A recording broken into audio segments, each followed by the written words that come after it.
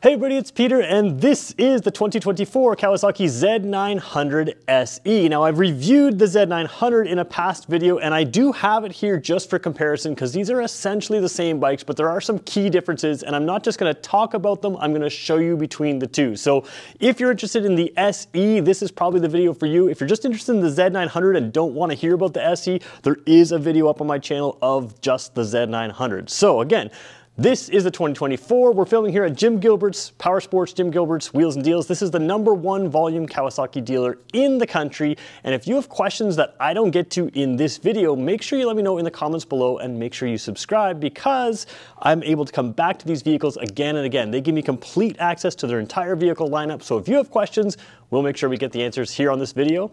Let's get going with this review. So those of you that have been watching this channel for a while know that I did review the 2023 version of this bike, and there are essentially no changes to this bike, but we always try to put the bike in context of what else is out there. And of course, for 2024, things are changing. You're seeing far fewer 4-cylinder bikes these days, mostly for emission standards, especially in Europe, because an emission standards on a 4-cylinder bike is much harder to reach than on a 3- and 2-cylinder bike, even if it's the same CCs. So you've got something that's becoming more and more rare, but you've also got something that is sort of just down to the true motorcycle experience without a whole lot of extra technology. So where this bike puts in the technology is where you want it. You've got a modern dash here that does have cell phone connectivity, but of course this bike steps up that true motorcycling experience with better brakes and better suspension. And we're going to talk about the suspension. A lot of people think the front suspension is not different than the Z900. I'm going to show you in this video that it is. So let's get going by starting on the front wheel. We'll work our way back through the bike, across to the controls and the dash, and we'll talk about it in detail. So those of you that have seen my reviews before, you know that we always start at the front wheel of the motorcycle because that's where you can tell the manufacturer's intent. And you can see some things stepped up here on this Z900. So first of all, or on these SE models. So first of all, you've got the gold fork tubes. We're going to talk about the suspension adjustments at the top of the suspension that you don't have on the Z900 without the SE in a second. But let's just overall take a look at what you've got for the brakes over here. First of all, you have Road Sport 2 tires. A lot of people think that the Z900 RS SE, which is the same suspension, a lot of the same bike as this, but it has the retro style. A lot of people think it's basically the exact same down here. And the difference between the SE model, so that retro sport model, retro sport, the older looking version, but it's just as modern bike, is that it actually has less grippy tires than this. So you already have a step up in performance, and that's going to match that step up in horsepower, which we'll talk about when we get to the engine. What you get here is the obvious Brembo brakes here, and you can see the way they're mounted, that radial mount Brembo brakes, and there's a different disc here as well. Heavily ventilated here, but not the pedal style. Brembo doesn't do the pedal style brakes, and you've got a full Brembo system here. The other thing worth noting is you have the braided lines. A lot of people are going to upgrade to braided lines for a better feel. Technically, it's a little bit better response as well. You may or may not notice that if you don't go to the track. If you do go to the track on this bike, that's one of the things that these Brembo brakes can do. They can handle a lot of heat over and over and over again. A lot of times you get Brembo brakes because they're a little bit lighter than other styles. You get them because they're very consistent performance, and sometimes you just get them because the style is pretty cool as well. And you can see that style that mounts over here. So really quality braking. Upside down forks, which you have on the Z900 as well, so it's just a different style. We'll talk about the adjustments in there, and better tires than on the RS model. So what you end up having here is a lot of sport bike components. You've got less unsprung weight, both with the Brembo brakes and with the upside down forks. You've got quality braking feel as well as braking performance and consistency. If you were to go to the track and consistently get these brakes hot and brake after brake after brake, you've got the options of the Brembo that's going to keep that braking consistent. Now let's take a look here. I want you to take a look at the way these Brembos are mounted and this disc. Take a good look at that because we're going to switch over to the Z900 to show you the difference. So quick look at the Z900 just for that back-to-back comparison. Same similar style mounting here. You've got that sort of floating caliper there, but you can see the pedal style disc there, and you can see the different mounting point over here for the Nissan calipers. You do still have the same Road Sport 2 tires, but you also have the rubber lines here. And again, still upside down forks, but not the gold fork tubes. The gold fork tubes do indicate some more adjustability, so we're going to show you that in a second there. But very similar, but definitely an upgrade in that braking department. So taking a look at the heart of this engine here, you have some things that a lot of people are surprised about. First of all, like I said, it's a 4-cylinder engine. It's actually basically the shared components with the Ninja 1000 SX. It just has a shorter stroke. So a lot of shared components there. And what you have in that engine is something that's very reliable. Also something that's very, very smooth, great power throughout, lots of torque. And of course, it's tuned differently here in the Z900 SE than it is in the Z900 RS SE. So that retro sport model, the bike that I actually own, this is also a better value than that bike. A couple other differences we should point out with the SE is you have 2 liters more fuel storage in this bike than you do in the retro sport. So again, the retro sport, a little bit more style. This one, or a little bit more designed for style. This one is all about practicality and that modern sport. So you have a great engine here. And again, to point out that RS model again, that bike is tuned for less power. It actually has peak torque, very similar to this, 1000 RPM lower.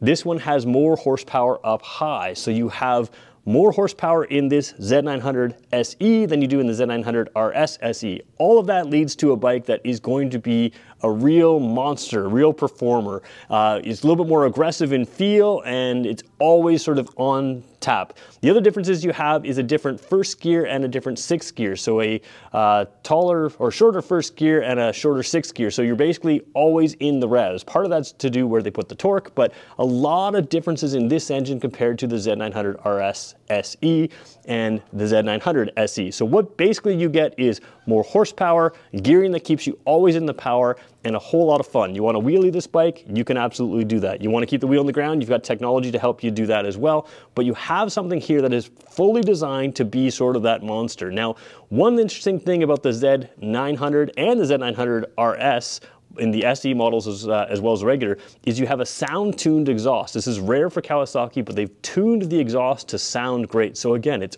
all about the experience, that smooth, frenetic engine that really keeps you going, but also the exhaust that's tuned really well. The other difference between this and the Z900 RS SE, or the RS model in general, is a little bit higher compression ratio. So all of that comes together to give you that higher performance, more track capable bike than something like the RS model, which is very good for the street and certainly capable on the track, but this one's going to be a little bit better with that high-end horsepower. All right, so let's talk about this rear suspension on this SE model. This is really the big piece in my mind that sets it apart. The Brembo brakes are very nice, but for most people who aren't going super aggressive all the time, other than the slight difference in feel of braking on the front brake lever, you probably don't need that much aggressive braking. So let's talk about this suspension. First of all, Öhlins suspension is basically the class standard for leading edge suspension. And what you have here is something that is really set up well. And what I notice on my Z900 RS SE that I own, which has the exact same suspension setup as this, is that it is really good, especially you notice it when you go into a corner and you have bumps. So if you think about a suspension, if you're just up and down, the suspension has to do its job. But as you head into the corners, the bike is leaning, but the suspension still has to go sort of up and down. It needs precision in its adjustment. And where this works really well is in its precision. I've gone along high-speed corners that are quite bumpy, and I'm amazed at how well that rear end sticks to the ground. There's no skittish feeling, there's no chattering. It really does make a difference in some situations. If you just wanted it for comfort, sure, you can soften it up, you can do that, and that's one way to go for it. But if it's just comfort, I really don't think there's that much of a difference between the Z900 and the Z900R or the Z900 SE. What you're getting here is something that performs well. It keeps that rear wheel in contact with the ground, even on those skittish corners where other bikes might just scatter a little tiny bit. It really does a good job there. The other obvious difference is adjustability everywhere by hand. You've got the adjustabilities there, you've got the remote preload adjuster right up there, so you can, when it's available there, you think about it. Now the Z900 does still have some adjustment. We're gonna show you that. But I will say that this is the difference maker from a performance standpoint. If you're not driving this thing hard around corners, you may not need to go for this setup, but it is something that does give you a little bit more adjustment. It is something that's going to help you get faster lap times, and I've noticed, especially in corners, it does a really good job on bumpy corners of leaving my rear wheel in contact with the ground. So to me, this is an underrated piece to this bike, and it's it's something that you do really kind of notice if you're in in tune with the suspension, and if you sort of understand the type of riding that you want to do, this will be something that you'll appreciate. Let's just quickly show you the Z900 just to show you the difference. So over here on the Z900, again, no remote preload adjuster, but you still have preload adjustment over here. And a lot of people think that you have no compression damping at all. You actually do. Let's see if we can zoom in there. Let's try to get it a little bit tighter still. We'll zoom right down over here. You can see there is an adjustment there, tool adjustment, but you can adjust the suspension. So the Z900 still has some adjustment. The difference is not just the adjustability, which is what a lot of people like to talk about. It is the performance of the shock. And again, it's not something you're going to notice if you're just driving sort of 7/10, 8/10 kind of thing. It's when you start getting up into the higher speeds, especially higher speed corners with bumps, that's where I especially notice it on my bike. So there's your big differences and the pros and cons. We'll talk about if it's worth it for you in a second. So before we take a look at the dash, the controls, and everything up here, including the front suspension adjustment, let me just hop on the bike. Now, there is a little bit of discussion about these SE models, both in the RS models and in this model. Again, Z900 RS SE is the same basic bike, shares an engine, but tuned differently like we talked about, but it shares the exact suspension. So even though the bodies look quite different, a lot of those components are shared. There is some controversy because sometimes the seat heights will be listed differently on the SE than on the regular models, and there's no difference in the bike. It's purely the suspension settings and sag at idle or at stop. So you can play with that sag a little bit with the adjustable suspension. But let me jump on here. I'm about 6 feet proportional. Very easy seat height here, very comfortable position here. A lot of people think that the Z900 RS is the more comfortable bike, and that could be the case. You are a little tighter in the foot peg area here, where the Z900 you're a little bit, or Z900 RS you're a little bit square. There is a little bit more of a flat seat. This has a little bit more of a forward lean. But in no way is this uncomfortable. Again, for a naked bike, you're gonna have some wind pressure on you. That's gonna hold you up a little bit there anyways at speed. So even though you're leaned over, it's not at all super sport-like, but it does put you in a very commanding position to allow you to get into a tuck position if you were to go to the racetrack or just wanted to get up some speed and be aerodynamic. But it also puts you in a very commanding position to control this bike. The weight balance in this bike is excellent. For a large 4-cylinder displacement motorcycle, it doesn't feel heavy. It feels very well balanced. It's very easy to kind of feel comfortable on here, but it is sort of a compact, sporty ride, and that's going to allow you better cornering clearance than on something like the RS models. So if you're really aggressive in your riding, then that is an advantage there for you. Mirrors here on the handlebars, they are well clear of my shoulders and elbows, so no issues there, and they're well shaped. They're kind of a wider shape compared to the round ones on the RS, so you do have a little bit extra width potentially in there, just to see a little bit extra wider or a little extra room around your elbows and that kind of thing. So the other thing worth noticing is the tank does come out and around here. It's a better feeling tank for a sport rider than the RS. The RS is that teardrop shape for style. This is sort of a more modern shape, and they do shape them like this to have that grip on the bike. It feels relatively narrow, even though it's still a 4-cylinder. You got to clear that whole width of that bike. So good seating position, quite comfortable. You could be here all day. Seats also quite comfortable as well, with a little bit room to move. So it's not like it's, you're not jammed into a really small seat, plenty of room here. So before we look at the dash, I do want to show you the top of the fork tube here. Now this is going to be identical to the Z900 non-SE model. We're going to zoom right in there and you can see your adjustments right there. The exact same adjustment is on the opposite side. So we'll just zoom back out here on this side here. I'm not going to show it to you because it's literally the exact same thing. On the Z900, you have it on one side. On the Z900 SE, you have it on both sides. Again, a little bit more precision in your adjustments, a little bit more adjustability overall. You've just got more adjustments in the front fork. So a lot of people say, oh, it's just the same, it's tuned differently, but there is more adjustments here, which is worth pointing out. All right, let's take a look at the dash, talk about some of the technology in this bike, and we'll look at the controls as well, because there's some things worth talking about in the controls. All right, so traditionally I filmed this dash in the black color because you can invert the colors. The speedometer there could be white and all the white could be black, but I think this may end up showing better on camera. The point is, this display is very good as far as dealing with glare. I've got a bright white wall behind me and you can almost see the reflections. You can see my head sort of in the reflection there on the screen. So there's a lot of glare here, but you'll have no problem reading this. And remember, filming a screen is never as good as just seeing it in person. So good clarity here, 10,500 RPM red line here. You've got a lot going on here. So first of all, you do have two buttons here to adjust various controls. You can play with all kinds of things in there. You can see the fuel gauge here. One thing worth noting with the fuel gauge is when it gets down to empty, it's not the last bar that you worry about, it's when the last bar blinks, but you have some extra things in here that'll help you as well. So first of all, look at the odometer right there. You can say it's 1 kilometer. Of course, we're filming in Canada. We can cycle through that. 1.5 kilometers is the trip A and the trip B, and back to odometer. Then you go down to the other system down here. Now you've got it set to kilometers per liter, which is not something I use even though I'm Canadian. Usually we use liters per 100 kilometers. So you can set it to kilometers per liter, liters per 100 kilometers, miles per gallon US, miles per gallon UK. You can check your fuel mile or your fuel consumption.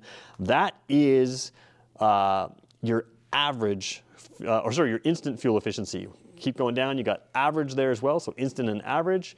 Then you've got your range. So once you start riding, it's going to calculate how you're riding or how you have been riding with how much fuel is in the tank, and it's going to give you a range number. It's a guesstimate, again, because how you have been riding may not be how you continue to ride, but it does give you some good idea of how much fuel you'll have left. Then you've got your average speed in here, total time, and battery voltage as well, and back to your fuel mileage. You've got a clock always visible, you've got a gear indicator always visible, and then you have ride modes. Now I have it set to the sport mode. We're gonna switch from sport mode, we'll come all the way down through everything, and you've got road mode next, so you're holding the control to get there, it takes a second, which is sort of full power as well. So road mode and sport mode both give you full power. Rain mode's gonna cut the power. Sport mode's gonna give you a little bit more aggressive throttle response. Road mode a little bit less aggressive, but still full power. You give it full throttle, you're gonna get full power. Rain mode's gonna cut things back, it's going to change your traction control. We'll show you that in a second here. And then you go down one more and you have the rider mode. Now this is where we talk about different things. You have full power or low power here, so you can F for full. So you can actually set this to reduce the power. Rider mode is a customizable mode. So again, full power right now, and then traction control. You have 0, 1 and 2. So that's full traction control here and full power on the rider mode, but you can customize this up. So of course, rain mode is going to be less power, full traction control. Sport mode is going to be full power, a little bit less traction control. And the road mode, I can't remember off the top of my head, but the point is you can customize these as well. So you have the option of cutting the power to, just learn or just driving through town or whatever you want to do. And then of course you can ramp it up from there as well. Now I say learn, this is not a beginner's bike in any way. Gear indicator there, you've got neutral, 6-speed transmission here. Like I said, first gear and sixth gear are different than on the RS model. The RS has a taller or shorter first gear and a taller sixth gear. So that means this has a longer first gear. In other words, you can stay in first gear longer on this bike, which also has the power up top. And then the shorter sixth gear, which means at highway power, you're gonna be a little bit more in the revs. And again, that's about keeping it, your torque is higher on this bike than on that bike, and you've got more high-end horsepower. So that's sort of the justification for everything here. You also have the ability to connect your cell phone to this for the Rideology app. It's going to give you a whole bunch of different features, including things like just letting you know when your emails come through and when phone calls are coming through. So you have some options there with technology. Let's look at the controls. Left side controls are pretty simple here. There's a trigger that you can't see over here, which is going to allow you to just flash your high beam. Sometimes you have a push away and it puts on your headlights. That's not the case here because you have headlight button here. So high beams, low beams, signals, horn, four-way flashers right there, or hazard lights, whatever you want to call them. And then here's your selection. So selection is going to help you with your traction control. The upper spot here is going to adjust your upper thing. So your odometer, trip odometer, odometer, trip A, trip B. The lower one is going to adjust the lower display, which is the instant average fuel efficiency, battery voltage, all those kind of things. So lower display here, upper display there. And then if you hold it down, you can move from rider mode. So rider goes to rain, rain goes to road right now, road goes to sport right now. So that's how long it takes to go through your ride modes. So holding it down, up or down, will switch to ride modes. Tapping it will adjust your controls. Very intuitive, easy to control, not hard to figure out. All good stuff. All right, let's talk about the clutch here because there's clutch and brake lever. There's some things to talk about. All right, so taking a look at the clutch lever here. First of all, you have a very light clutch pull, especially for a large displacement, big motorcycle, big engine motorcycle. And the reason it's so light is because it has a slipper and assist clutch. So what that does is if you were to dump that clutch and not rev match very well, that dumping of the clutch is going to allow the clutch to slip instead of the wheel to slip. What it does is it works its way to try to prevent wheel slip in aggressive downshifting. So whether you're at the track, which is where this was developed, where you might be doing aggressive downshifts, or if you mess up a downshift, it's going to be working with you, that slipper and assist clutch, to allow the clutch to slip instead of the wheel to slip, which is going to keep you in contact with the ground. Again, goes well with that Olin suspension, goes well with the traction control. All those things are going to allow you to keep the wheel to the ground and the wheel having traction. All of those are good. The side benefit of that is it makes for a lighter clutch pull, which makes this a really nice in-town bike. The engine is very manageable in town, so you can drive around in town, country roads, highways, racetracks, whatever you want. The other thing worth noting is that this is adjustable. So this is currently 5th position adjustable. You can see it's roughly where my first knuckle is there in the 5th position. We're going to push it out, put it to 1, and, oh sorry, let's just try that again. I know it's the other way around. All right, I'm going to stretch my finger the right way. You can see, there you go. I'm lined up here. I've stretched a little bit to show you for the demonstration, but roughly it's where my first knuckle is, and I'm going to keep my things in place, go to the first one, and it's moved up to right about there. So what that does is give you reach adjustment for the lever here, but what it also does is allows that grab point to be exactly where you want it to be. So that's kind of a nice thing. There is a difference on the brake lever. Let's just quickly show you that. All right, very briefly showing you the Z900 brake lever. It is a 5-position adjustable brake lever here. It looks a little different. Let's just show you the 6-position adjustable lever on the Z900 SE. All right, I'm not sure if you can see it, but this is, again, a little bit different. It's a 6th position. It's on the number 3 right now. Doesn't matter about the numbers here, but what we're really looking at is right in here. You've got this extra sort of curled edge here, and what that does is, if I can just do this properly, you can see that you're directly acting on that piston there. So what that does is all about feel. So with the Brembo brakes, you have the braided lines and you have the really precise feel. And what that does is, again, this is all about giving you that extra performance, that extra feel. So again, different brake system the entire way through on the front brakes for the SE model. So let's talk about if this bike is right for you and the type of rider that you would need to be to really appreciate this bike. So the first thing we should talk about is the value equation. Even in this SE model, this thing is a phenomenal deal even within Kawasaki's own lineup. There is in existence the Z900 RS SE. That's that retro sport version. It basically shares most components with this bike. It's just a style difference. Now, I own that bike, but this one is a far better value. You're getting a digital dash with smartphone connectivity. You're getting rider modes. You're getting full power mode and low power mode. You're getting the more powerful engine than in that bike. And you have a different gearing, so it's always going to be a little bit more peppy in sense. Now, not that the other one's not peppy, but you're getting all of that for less money. So should you get this one or the regular Z900? Well, basically, if you're always hard on the brakes or you really appreciate being hard on the brakes, yes, Brembos are good. If you're aggressive on corners, the Öhlins is good. What the Öhlins does not do is it's not set up for the cushy ride. Where it is set up for is all about feel. When you ride this bike, the Öhlins suspension feels like your rear wheel is locked to the ground and you can tweak that up easily. The front suspension, again, a little bit of adjustability. The bike overall handles very well, and the front brakes have that great feel. It's really about feel is what you're going to notice more than performance for 80–90% of your driving. Now, when you go to the racetrack, yeah, I would definitely take this one over that one.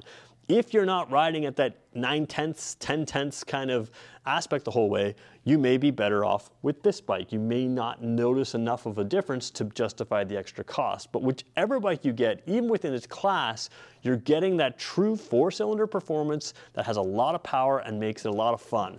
The SE model steps it up with that feel, but you also have something in the Z900 compared to Z900 RS that gives you a little bit more of an aggression, a little bit more of a peppy feel with that more horsepower and the slightly different gear ratios. So overall, what this bike is all about is fun and great value for the dollar. And again, fun is everything. It's about feel and sound. That sound tuned exhaust, you don't have to switch the pipe to have something that sounds really good. And that's what this is. So there's your review of the 2024 Z900 SE. Again, I'm filming here at Jim Gilbert's Power Sports, Jim Gilbert's Wheels and Deals, the #1 volume Kawasaki dealer in the country. If you want to check this out, everywhere I can look are bikes and motorcycles as far as I can see. It's like a bike show here. There's tons of stuff here. It's mid-March right now. So if you want to check this out, make sure you check it out. It's in the showroom right now. And let them know that I sent you. Have a good one. We'll talk to you in the next one.